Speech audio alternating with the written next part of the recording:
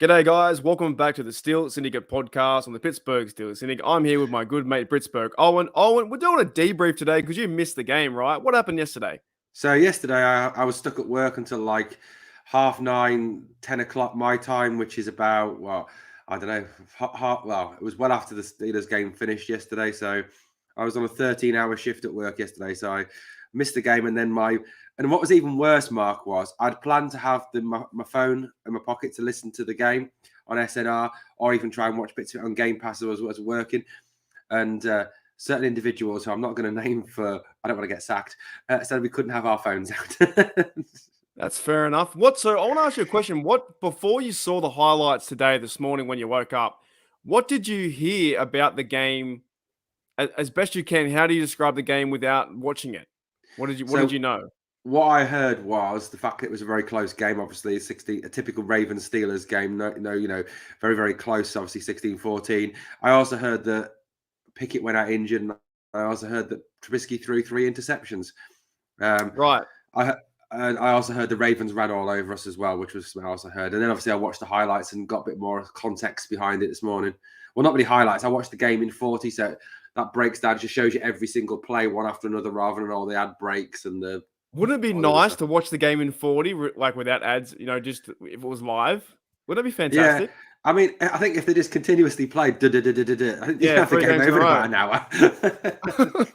All right. So what did you find out then? So from not knowing too much about the game to then putting the pieces together, what kind of shocked you the most? Was there a big, big difference in between what you were reading or hearing to what you saw? Yeah, I mean, I think there's a few things on this. Number one, when I woke up this morning, obviously my phone was alive with notifications on Twitter and Facebook and all different types of social media. And I know social media, and I know Steelers social media in particular, is a very poisonous place. But, reading social media this morning before watching the highlights, you would have thought the Steelers were the worst team in the world, that Mike Tomlin was the worst head coach in the world, that we are just, a dreadful team. And the tank squad are having a party today because we lost again, and they're so happy because we lost. Because they're obviously real, true Steelers fans, because they love the team so much they want to see them lose. They make me sick. But the highlights, after watching the highlights today, it was a close game. I honestly think that if Pickett had played the whole game, the Steelers would have won that game, because there's no way Pickett turns the ball over and makes the stupid decisions that Trubisky made on those 3 interceptions. I mean, in particular, the throw when he threw the ball over the middle to Freiermuth, he was so transfixed on Freiermuth, he didn't even see the guy in front of him. And the third interception was just absolutely awful. I mean, he threw the ball into double coverage. Johnson had the cornerback on him, and he had the high safety cover. If he looks to the right, and this is part of the problem we've been having with Trubisky, and I think Trubisky's shown no development all season. Nothing. And that's why he was benched. There's that he gets so transfixed on one target. If he turns his eyes slightly to the right, he sees Pickens in single coverage, clear of the cornerback, no high safety cover, clean through to the end zone for a touchdown. Again, poor decision making by Trubisky. And the other thing I think from watching this morning is the defensive line, with the exception of Haywood, is just absolute trash. It is absolute trash. Ogunjobi is inconsistent. Montravius Adams is a backup. He's not a starter. Alu is too old. Wormley is a backup, not a starter. And the Ravens gashed us for over 200 yards on the ground. And if you look at it as well, there's so many examples. I was watching this morning, and it's just a case of Steelers falling off tackles, missing tackles, and them running through the line as if no one is there. And Another thing I noticed as well, if your defensive line is not an elite defensive line, and this defensive line is not an elite defensive line, it hasn't been since 2020, since Tuitt, Alu, and Haywood were at their very best in 2020. That's the last time they were probably at their best. Do you need your linebackers to be elite? And with the best one in the world, Jack and Bush are solid linebackers. They're not elite. They're not Levante David or Devin White. They're not of that same caliber as Fred Warner or Bobby Wagner or any of those guys. They're good linebackers, don't get me wrong, but they're not elite level linebackers, and that's why the Steelers are falling down. So that's what the takes I've had this morning anyway from watching the game. It sounds about right. We're going to dive into a lot of those things, but I want to go back to, first of all, Trubisky in that throw, and I agree what you're saying, and I think if Kenny plays or Kenny starts, they win that game. That's why I think this game feels kind of odd. To me, it doesn't really. I know it sounds funny, but it doesn't really feel like a loss because I think they had that game. I thought like if you don't have Trubisky in there, you have Kenny. They win that game probably 9 times out of 10. But the same pass to, I think it was the first interception was at the 19-yard line or 26. Yeah. And people defending Trubisky are quite a little bit crazy, I think, in a certain way. Trubisky got to the 40 for the safety one was 46 yards out, going down the field. He was playing really well. He played pretty good. He played 22 for 30, right? Yeah. 200 yards, but he threw the game away. That's exactly what he did. And he also went down to the 26-yard line, and he was on. And 2 picks out of those 3 came on first downs. Let's remember that. 2 picks on that. And what have they been teaching Kenny? And everyone's been giving Kenny Pickett slack because he can't throw down this, he can't throw there. But he's been going through his progressions. He's been going through fighting another down and finding ways to win, right? In that one pass he threw to Sims fell over.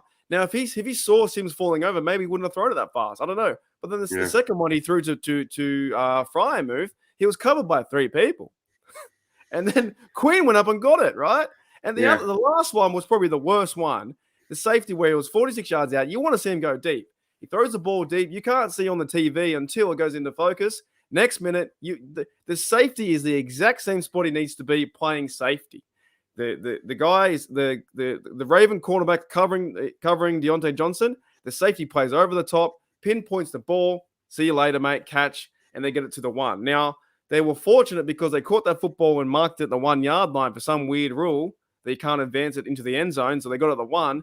Then they end up running anyway. I think they got away. They didn't get points at that drive, but still, this to me would fall on Trubisky like a lot of these things would. And I think, we're going to talk about the Kenny hit too with the face mask, but I want to go back also again, rewind again, this whole tank thing. Let's talk about this tank thing just a little bit, and then we're going to cover the Kenny Pickett.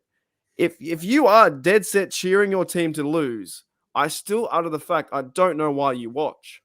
I really don't know why you watch. I don't understand why there's any point to watch. Now, you can be frustrated. Sure, be frustrated. Your team loses. That sucks. You can blame Tomlin. You can blame whoever you want. I don't care.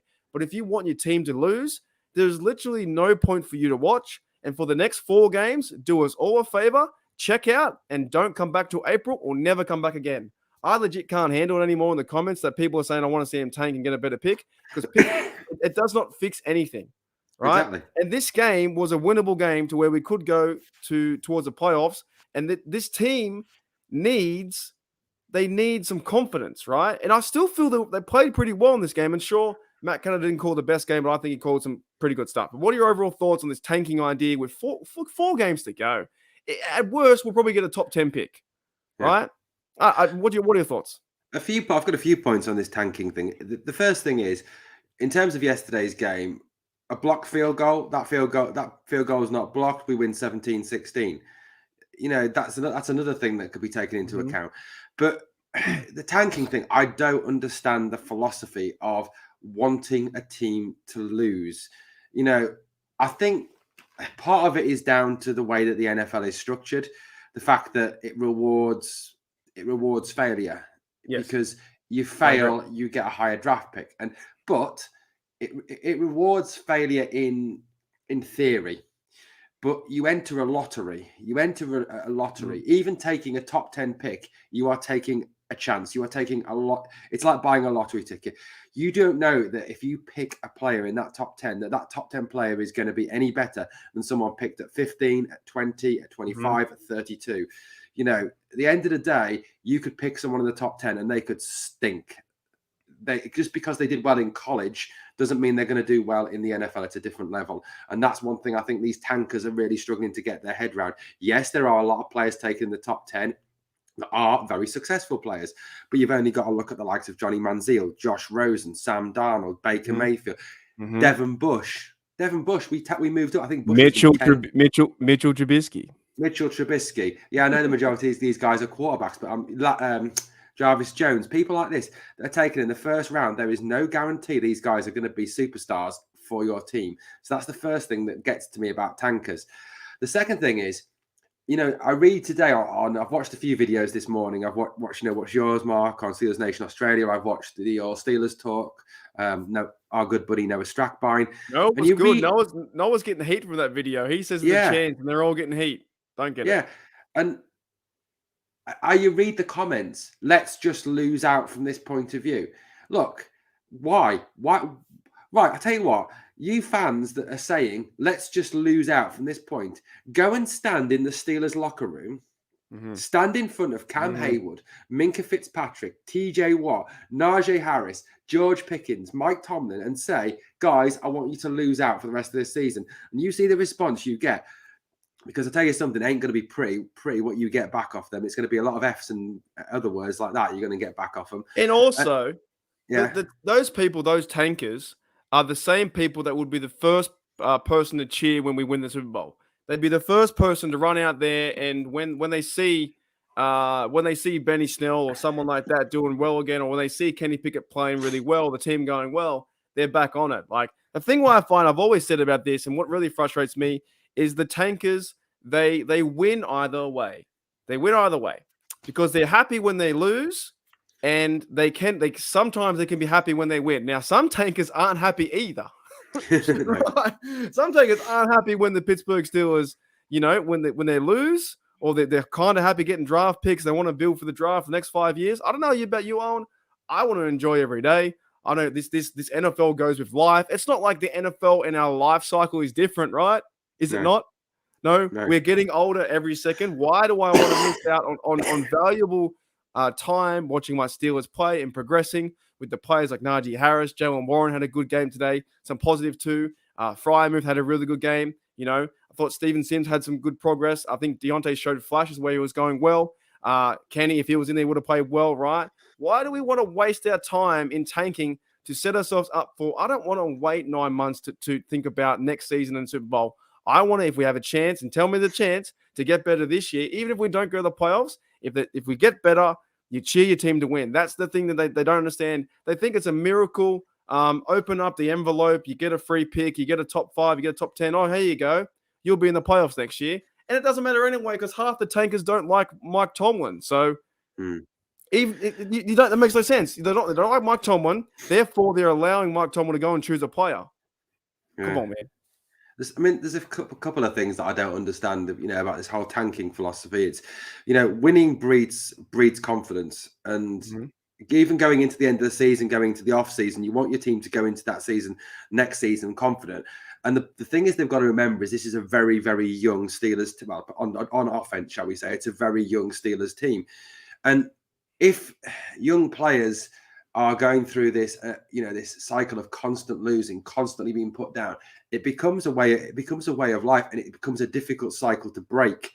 And that's something else they've got to remember is winning is a habit, and so is losing. And if you get into the habit of losing, it's a very difficult habit to get out of. Ask the Cleveland Browns, ask the Jacksonville Jaguars, ask the Detroit Lions how hard it has been, the Jets, to break that cycle. The other second thing is this whole thing about a top draft pick. The draft is a huge, huge lottery. I'm just looking now. Forget last year's draft, because obviously you've got to give these guys time. But 2021 draft, right? The top 5 picks in the 2021 draft were Trevor Lawrence. Is Trevor Lawrence blowing everybody away for the Jacksonville Jaguars at present? No, he is not. Not blowing them away. He's doing okay. He's doing okay, yeah. He's not great. Zach Wilson has been benched for Mike White. Trey Lance, I know he's out injured, but at the start of the season, he was awful. And most Niners fans wanted Jimmy G back. Kyle Pitts has done okay, and Jamar Chase has done okay. So Pitts injured too. He got injured as well. Out of that top 5 picks there, you've got 3 picks there that were not, I would call, successful picks. And even going wider than that, okay, Jalen Waddle was a success. Penei Sewell has been okay. JC Horn hasn't done a great deal for the Panthers. Patrick Surtain's been good. Devonta Smith is not even the wide receiver 1 for the Eagles. That's AJ Brown. So you've got, again, a lottery of picks there. There's no guarantee that, like I said, you get someone in the top 10 who's going to come in and change your franchise. You're not going to go out and find a Troy Polamalu, a Joe Green, a Lynn Swan, whoever, in every single year. It just does not happen. And the final thing is that I am sick to death of, Mark, and is twofold. Number one, are these Steeler fans, the tankers that go, I've got 50 years, I've got 70 years. They're constantly throwing it down your throat how many years you've been doing something. Just because you've been supporting a team for so many years or doing something for so many years does not make you the fountain of all knowledge or the best at something. The amount of experience you have does not necessarily matter. And then the other thing is, the one that really does get to me is the fact that, and I'm not including all Steeler fans in this, just certain Steeler fans, this whole, and it's directed at us, Mark, well, you're from England, you're from Australia, I wouldn't expect you to understand. Well, I'm sorry, but I've been watching the NFL since 1988. I've been watching it for over 30 years. I think I've got quite a good knowledge of how the NFL works, about how to be successful in the NFL, about what makes a good player in the NFL. And Mark, you've been watching for well over 20 years? Again, 20 years. You've got 20 years. Again, in that 20 years, you've built up quite a wealth of knowledge of the NFL, of the Pittsburgh Steelers. You know, it's not like you and I have been sat here for the last 50 years combined with our eyes closed, not watching games. So, you know, that really does get to me. Okay, it's only a small minority, but it does really annoy me, doesn't it? And I know it annoys you as well. It's like a 5% minority representing the majority, and it's getting. That's why I said it's frustrating, because if you feel that way, you want your team to lose, then come back in April. I'm legit over the narrative. Like, well, you want to see your team lose. I don't understand how you want to see your team lose on Sunday. That is. Okay, I want to watch the game, and I want to watch Najee go backwards. I want to see TJ Watt not get sacks. I want to see Minka drop picks. I want to see Pickens run bad routes. I want to see Kenny Pickett throw interceptions. You know what I mean? Why would you go into a game with that mindset? Whereas with my mindset is I want to see these players develop and get better. Yeah. Right. And I'm actually like, I'm a bit dumbfounded that you're using years as an excuse. Doesn't make any difference. Right. So for me, Owen, or for yourself, because you're a tiny bit older than me, are you a better breather than me? You've been doing it longer. Does that mean you're? No. Oh yeah, I must be, Mark. Are you a better breather? I must be. I've got 44 years experience. I have 32 years experience, so you have 4 years than me. Are you a better breather than me? That's a legit question. Are you a better breather? Yeah, of course not. We're both alive. We both breathe every day. It doesn't make any sense, right? Just because you've watched the game for 50 years, 65 years, are we meant to give you a medal? No, right? You know what? Some people come this. Some fans or Steel fans come this stuff too. They come onto YouTube and they say, "Well, you're not like accredited. You're not ESPN analyst. You're not this. You're not that." Do you know what YouTube is, Owen?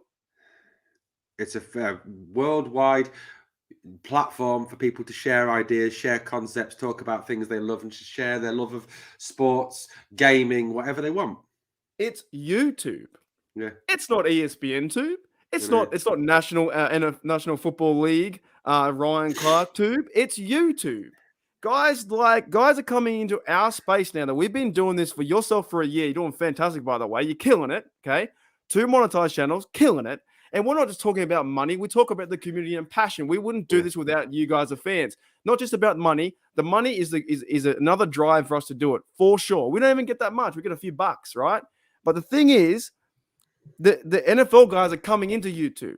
And YouTube is dead set where I am now in my room, surrounded by Steeler gear, talking Pittsburgh Steelers football. I'm not an analyst. I don't claim to be. I'm a fan, right? So when people say to me, what's the opposite of fair weather fan? You're like a delusional, you're a homer. Yes, I am a homer, 100%. Why wouldn't I be a homer? I want to see my team win. I don't get that. I don't get that at all. At all. I'm not here to tell you about the X's and O's, what George Pickens should have done, where Trubisky should have, faked and done this, or they should be running these certain rub route concepts. I don't care about that. If I figure that out, sure, I'll bring it up. But at the end of the day, I am a guy in my room talking about my Steelers, and yes, I'm a homer. And they say, you're wearing your black and gold goggles. Well, what do? We're here just talking about the game and trying to, more or less, I'm trying to get you guys pumped up. I'm trying to get the fans pumped up for a chance to know that we can win.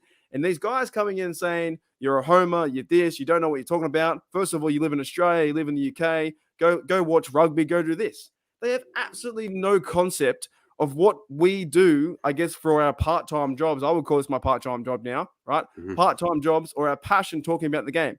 Now, that 5% only represents the 100%. So the other 95%, the guys who are in the chat right now, most of you listening and watching right now, you're fantastic. And you guys know that. You guys know that you're fantastic. Otherwise, these other guys, these tankers, come back in April. Come back in April. Absolutely agree. 100% agree with you. Come back in April. And money is not the overriding factor why we do this. It's because we love to talk about the Pittsburgh Steelers. You know, yes, and like you said, it does help obviously, but we get a few bucks here and there. More or less, we're in debt.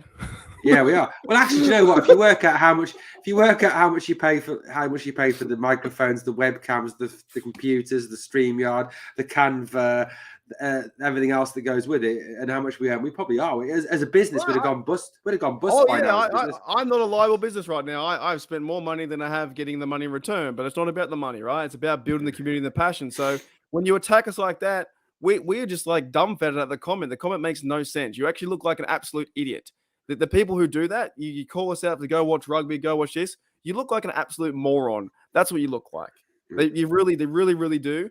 You know, you can have your opinion of. I've always said, have your opinion on Tomlin, have this on that. But once you start attacking us, there's no point. It doesn't go anywhere. It absolutely falls on deaf ears, and it's just beyond stupid.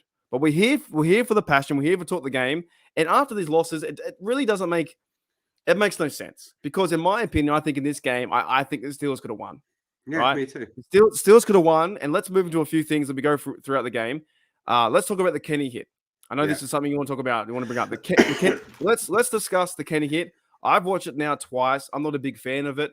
I thought the tackle wasn't too bad, but it was a bit of a slam. But there's a certain rule that you found that the dead set needs to be should have been a flag. Yeah. So a couple of things. First of all, I noticed you watching the game this morning, was the fact that there was a number of virtually every time the Ravens went after Pickett, they go for his head. There was a definite headhunt on for Pickett. If you watch the hits on Pickett, and even those that when the Ravens pulled out are hitting him, there was the one where he went on the quarterback scramble and he ran to the sideline and he comes out. You can see the Raven pull back at the last minute.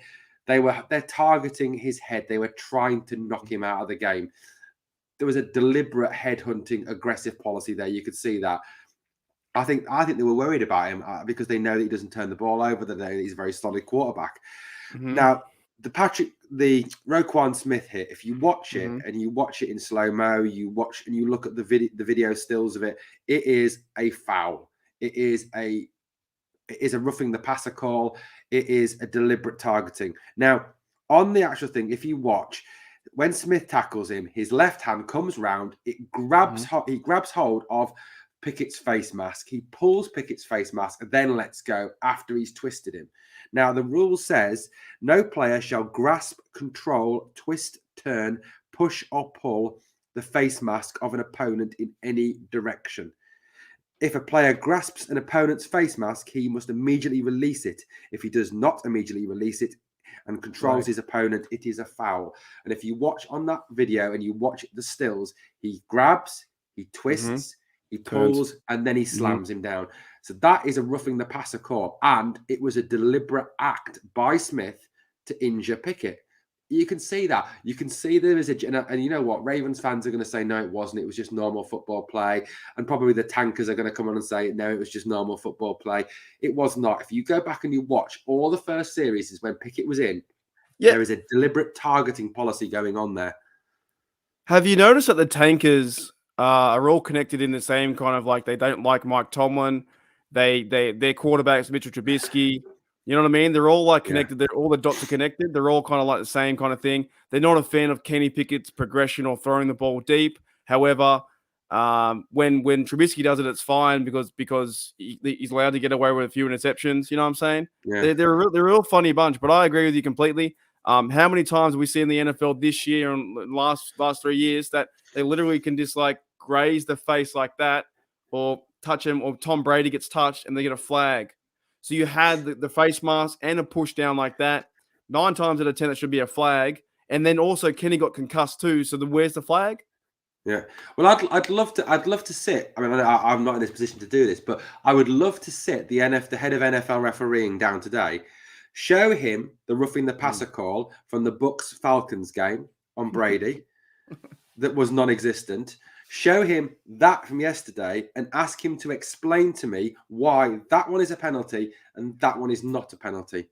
What is the difference between that and that? The only difference that I can see is that is a 45-year-old, overrated, overprotected quarterback again, and that is a rookie quarterback. The one on Brady, I don't know who versed them. Do you remember Falcons. Falcons? Oh, yeah. That was awful. That was beyond bad. That was criminal. You know, put a police report for that. That was disgusting, right?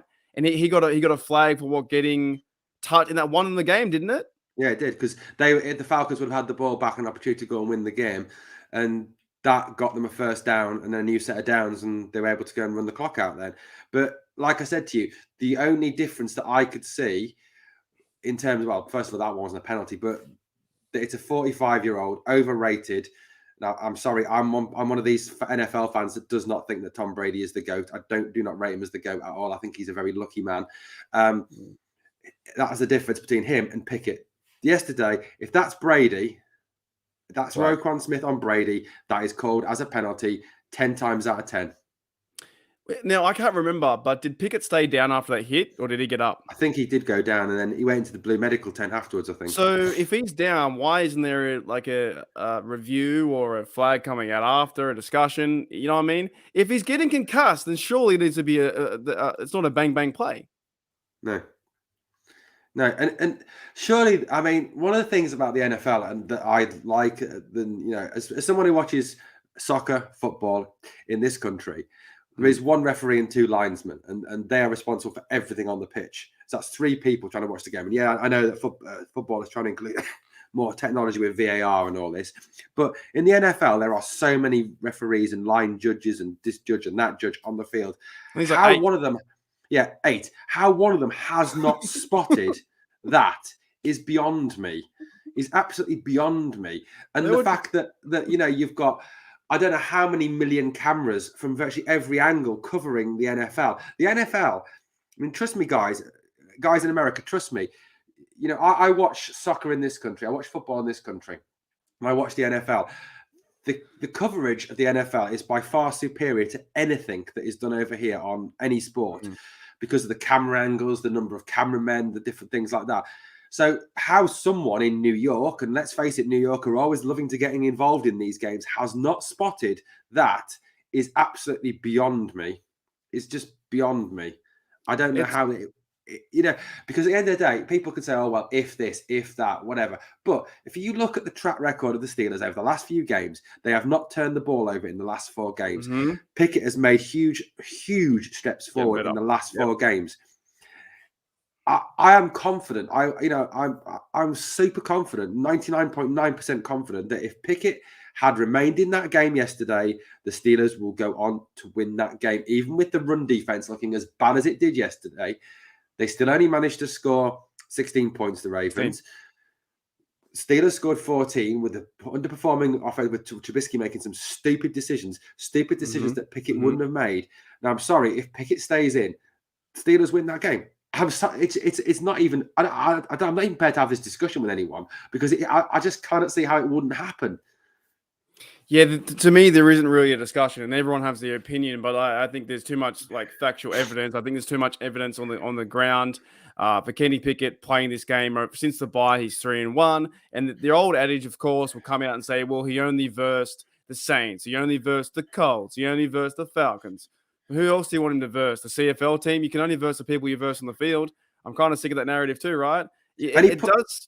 You go. He put up, and also, look, I know he lost the game, but he put up 30 points against arguably, and this hurts, Mark. I really feel, and I apologize to you, because I know this is going to hurt you as well. But he put up 30 points against probably, at this moment in time, the best team in the AFC. Yeah, that's true. The Bengals. You said it now. You've just sworn on TV. Oh, now I'm cut. Grid, you got to cut me off. No, man. I think if he's played this game full and doesn't get, because he got concussed, or he said he was okay, Yeah. And then he went back in the huddle for a drive, and then he came back out and said, "I'm not okay." Then he went out. Yeah. So I don't know what's going on there. If he was bad or not. I actually think he'll play next week. Do you think he plays next week? I hope he plays next week. I really do. I think, yeah, I think he will play, but this is his second concussion. So whether that's going to have second concussion, because the first one, I don't know whether it was a concussion or not. Since the tour stuff, we actually don't know anymore, I don't think. No. And with the fact that we don't. the concussion protocol is getting a lot tougher in the NFL since the tour incidents this year. My concern, Mark, and I don't know about you, but my concern is, going into that game against the Panthers, and the Panthers seem worryingly to be finding some form at the moment. Yeah, I don't know how. 3 in a row, I think. Yeah, they won yesterday, which is worrying. And if Pickett doesn't play, do you want Trubisky starting? Really, given the decisions that he's made in that game? No. But then what do? You play Mason Rudolph, who hasn't played all year. He's going to be rusty as hell. Exactly. That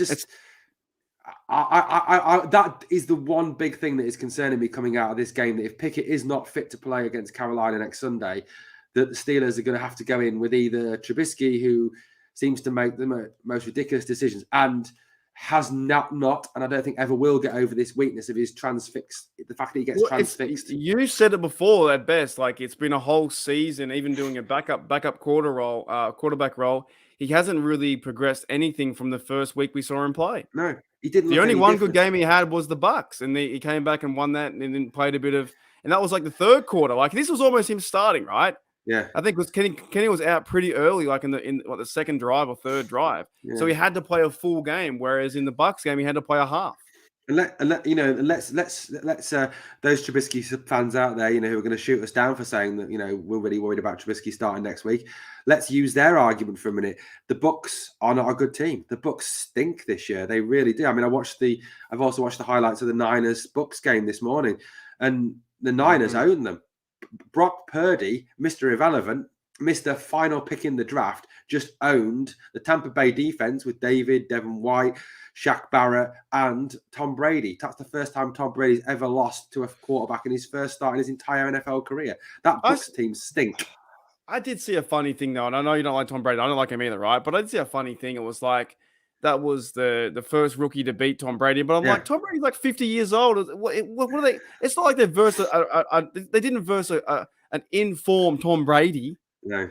That stat was almost like you and I could go and beat Tom Brady. Like just because he's a rookie and he beat him, and Tom Brady's like what, almost near 50 years old, 4 seasons in. Yeah, that's probably the best time to verse him, wouldn't it be? Yeah. Exactly, Are you serious? Like honest to goodness. And it wasn't like the quarterback went and beat him. It's just so dumb. Yeah. Anyways, let's start to wrap it up. We do be going pretty long in the tooth, and we're here, there, and everywhere. To me, look, the game I think was winnable overall. There are some key points that actually, let's do one more topic. Let's do some Mike Tomlin stuff. Yeah. What about the fans? You think about the Mike Tomlin stuff, and we're going to end with that notion and start to wrap it up. Okay, so as I said to you off air, Mark, before we came on air, I've seen two really dumb takes on Mike Tomlin this morning. Look, as I've said in the past, I don't think that Tomlin should be sacked at this stage. I do think he needs to come under pressure, as everybody who is not succeeding at their job, whether you're a head coach in the NFL or whether you sell cars or whether you teach. Whether you're a teacher or a nurse or a doctor, if you're not performing, you need to come under pressure to improve your performance. That is 100% with Mike Tomlin as well. But the dumb takes I've heard this morning is, number one, that defeat was Tomlin's fault yesterday. Tell me how that was Tomlin's fault yesterday. Number one, did he throw 3 dumbass interceptions yesterday? Nope. Did he? No, he did not. Number two, was he in the defensive line that could not stop J.K. Dobbins and Gus Edwards from running? No, he was not. It's not his fault that Tyson Alualu has suddenly rapidly aged and has fallen apart. It's not his fault that Stephon Tuitt suddenly retired and we've been stuck with Adams, Ogunjobi, who's been injured all season. I don't know who else played, but the defensive line, with the exception of Cam Haywood, that just needs to be rebuilt from the ground upwards. It's not his fault that happened yesterday. He didn't send Trubisky out there to throw 3 picks. He didn't say to Montravius Adams, to Larry Ogunjobi, to Cam Haywood, to Chris Wormley, under no circumstances when J.K. Dobbins runs at you, must you tackle him. he didn't say that. He never said. So that's the first dumb take I've heard. It's not his fault. And like we've both said in this podcast, we could have won that game yesterday, and it was a close game. It was only 16 points conceded.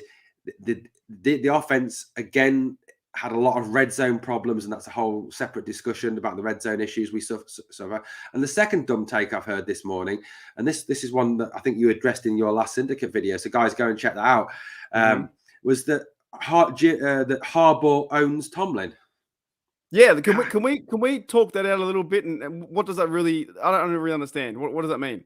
So these fans are saying that Harbaugh is Tomlin's daddy, that Harbaugh bosses Tomlin, that Harbaugh is better than Tomlin, that Harbaugh outcoaches Tomlin. Now, last 5 games, let's just take the last 5 games. The Steelers are 4-1 in the last 5 games against the Ravens. And like you said in your video, Mark, including yesterday's game, since 2016, the Steelers are 8-5 against the Ravens. Now, please, someone explain to me how that is Harbaugh owning Tomlin. I don't get it. Well, even I'm not even sure what's their playoff record. Pretty similar, right? Yeah. I'll have a quick look.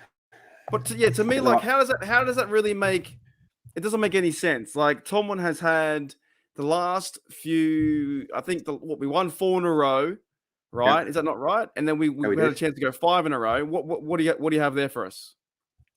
Yeah, so I mean, Harbaugh's postseason record is a little bit better. It's 11-8, right? But that's only 3. It's only 3 games better. Come on, it's not too much better. I think taking that away because they haven't played it. I think just solely focusing on the Steelers Ravens rivalry, which is what that point is getting at.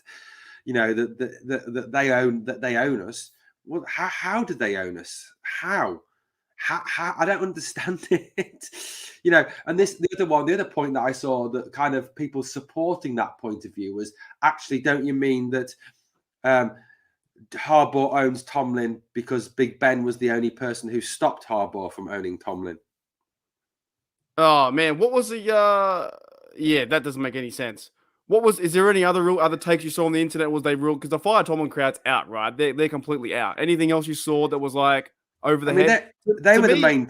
They were the main two. The owning one, which I when I read that, I just thought, what are you really seriously writing this? Have you actually even looked? Are you actually even a fan? Because if you were a fan who watched the Steelers season in, season out, you would realize that what you're actually writing is an absolute load of rubbish. Last 5 games, so you're looking over. Okay, let's go even back. Let's go to 2016, right? So the last 6 years of Ravens-Steelers rivalry is 8-5 to the Steelers. Okay, the Steelers win that. The Steelers have even gone to M&T Bank Stadium and won. In Harbaugh's era, I don't think they've ever blown out the Steelers either. There's never been no. It's always like 3 points. It's already around 3 or 10. Nothing too big like that. Yeah. So I'd love to know what these morons are basing this. That Tomlin is owned by Harbaugh on. One game that was 2 points. One game that was a blocked field goal away from going the Steelers' way. Yeah, did going back the Tomlin thing? Did Tomlin cause that blocked field goal? No, did he tell Chris Boswell to not hit it high enough? Did he tell the lineman in front of him to not hold the guy's hands down to take care of Calais Campbell, who's 6'6", who can do that? Did Tomlin is it Tomlin's fault that Presley Harvin hit a punt like a golf ball and came back with a bit of backspinning on it? Come on, man! This is not the game. This is not the game to criticize Tomlin for this game. It's definitely not the game. Yeah, I mean, look, I know he's not perfect. He makes mistakes. It's not perfect. But why choose this game? Yeah, I know. Out of anything.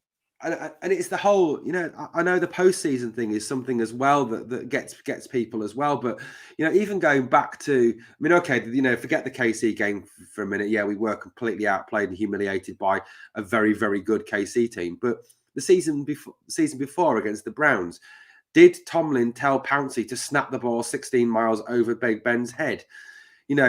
Had that, and again, I know this is what ifs, but had that not happened, would that game have turned out the same way? We don't know, but probably not. I think there's a lot of blame gets put on. And like, look, go back. Look, I'm Mark. I know Mark. You are a Mike Tomlin guy. Always. And I respect that. Hmm. 100% respect that. But if you go back and you watch some of the videos that I've done very recently, I have criticized him. I have called him out. I have questioned him. I've never said sack him, but I've always said question what he's doing and tried to hold him to account for what he's doing. So I'm not a Tomlin homer. I'm not a Tomlin lover. I'm someone who sees him for what he is and sees that he has to be held account. So please don't call me a Tomlin homer or a Tomlin lover. But it's not fair to criticize him for things that he has no control over. Exactly. Like the 3 dumb interceptions, like, with the best will in the world, that run defense, they've tried this season to improve it. They've brought in players to improve it. They've changed the defensive coordinator as well, Terrell Austin. They've done things to try and make steps forward. So, and the mistakes on the field that players are making, not head coaches, not defensive coordinators, not offensive coordinators, the mistakes that players are making on the field are down to poor execution by the playing staff, not what the coaches are telling the players to do. Does Matt Canada tell Deontay Johnson to run backwards? No, he does not. I hope not. Yeah. Does like I said, does Mike Tomlin or Terrell Austin tell Montrevious Adams to fall off tackles, or Devin Bush or Robert Spillane to give up on pursuits? No, he doesn't. That's not what I can guarantee if you go down to the UPMC Rooney facility today, tomorrow, whatever, they will be barking, yelling at those players to get after people, to chase them down, not give up on them. For me, to end the Tomlin rant, then we'll do some final thoughts, and I'll let you go first in a minute. But because I've got a good one. But for me, the Tomlin stuff is I see a lot of like educational and factual errors. A lot of times I see Tomlin haters or fire Tomlin crowd. I saw one bloke on the internet, and there's a number of guys do this. They say, well, Tomlin had 6 playoff losses. He hasn't won a game in like 4 years or whatever. But that's not the case, because they won the game up until the Patriots game. So they only had 4 playoff losses. Those kind of things kind of irk me a little bit. And they say, well, Tomlin hasn't got a playoff record, a winning record. But it's like, he's won 8 and lost 9. He's not. That's not too bad in the playoffs. Now, it could be better, 100%, but we're spoiled. Also, guys, too, and Owen, too, I think when we get Mackenzie back on this Thursday night, I'll also be trying to invite Detroit Lions Syndicate, the host over there, Grid or Derek, because he's going to give us a little bit of insight on his reflection of being an outside fan, a Lions fan, on the whole Tomlin controversy and the tanking, because I know he's got a really good take. So that's going to be like our preview / the first half, look into these things, these accounts, right? I'm kind of done with it. I think the reason why I support Tom is I think the biggest thing I find what annoys me is as much as the he gets criticized, he doesn't get enough praise. For the team going this far and getting back from the bye, going 3-1, is pretty good, right? Now losing to the Bengals is not good. Losing to the Ravens, sure, right? There's criticism, but if he goes and runs the table now 4 in a row, they're still going to criticize him because he can't win a playoff game. But if he goes 4 in a row, which is a possibility, or goes 9-8 with this team, that's fantastic, right? Fantastic. Yeah. But let's end with your final thoughts, and I'm going to end with my final thoughts, and then we'll get on out of here. What is your final thoughts, Owen? I think, like I said, I think there's a lot of people lost perspective because of yesterday's game. That was a very close game. It was a tough loss to take, but it was a game that could have gone either way. Like I said at the start, Pickett plays, we win that game. Simple as. You can't dissuade me of that. And look, there's still a chance. You're telling me there's a chance, Mark? There's still a chance. Tell me there's a chance. There's still a chance that we can win 4 games. I'm not saying we're going to qualify for the playoffs, but there's still a chance we can finish with a positive record. Now, before anybody says, well, what's the point of that if you don't get in the playoffs? I'm going to go back to the point I made earlier. Winning breeds success. Winning is a mentality. And these young players need to have that winning mentality going into next season. If we are going to achieve anything next season, you need Kenny Pickett, you need Najee Harris, you need George Pickens, you need Pat Freiermuth, you need all those players with a positive winning attitude coming out of this season, thinking, right, we've won 4 on the bounce. That's something to build on. Let's go again next season. Let's build on that.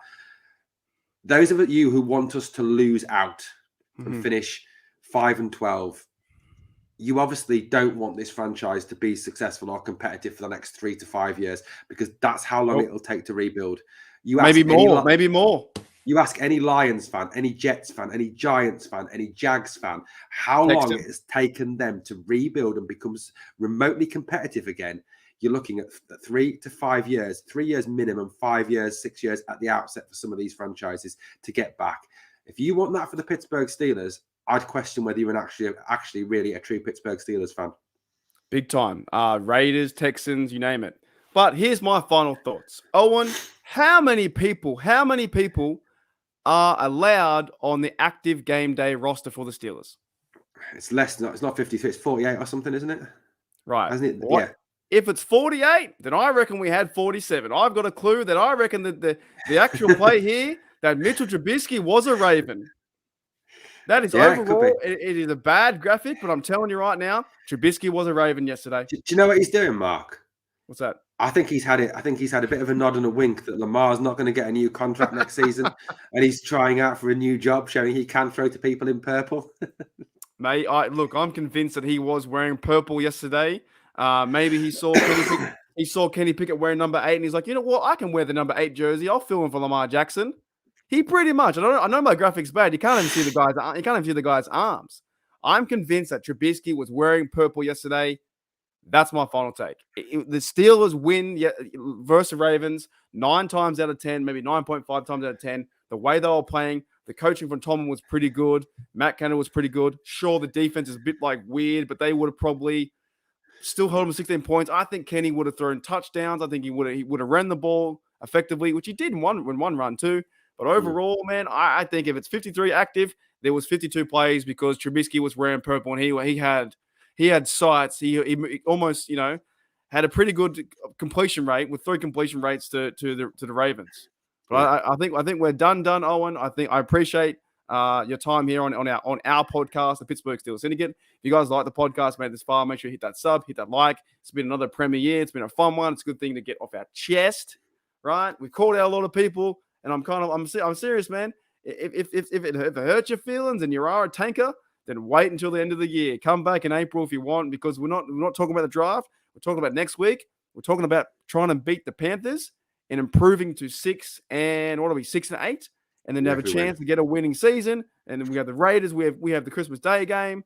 Oh man, there's all these things. Like you want to allow the Raiders to win on Christmas. And not just that, Mark. It's Franco Harris's jersey retirement game.